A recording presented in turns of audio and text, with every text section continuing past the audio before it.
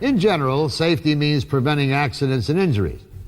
To prevent accidents and injuries, you need to be aware of the hazards associated with your job, and you need to take specific steps to minimize those hazards. Now, some of the more obvious hazards in substations and switchyards are electrical hazards. Any energized conductor or equipment can be an electrical hazard, such as buses, power transformers, circuit breakers, and other energized conductors and equipment.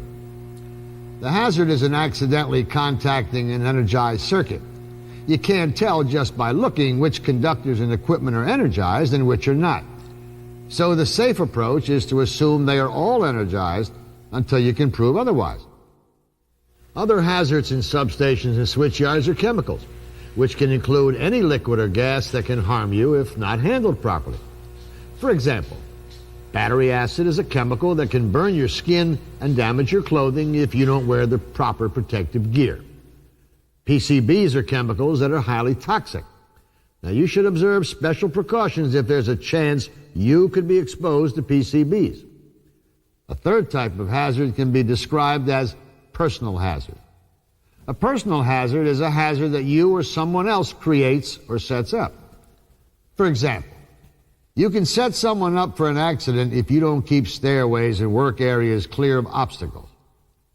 You can strain your back moving a heavy object if you don't lift it right.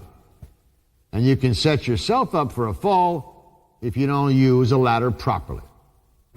Now, planning a job can be just as important as doing the job because proper planning can reduce or eliminate hazards. Planning often takes place at a tailgate conference before a job is started.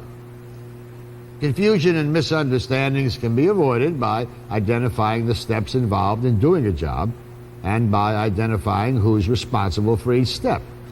Now, accidents can be avoided by alerting everyone to the hazards involved and by discussing how to deal with those hazards. Inspecting the job site is another important safety practice.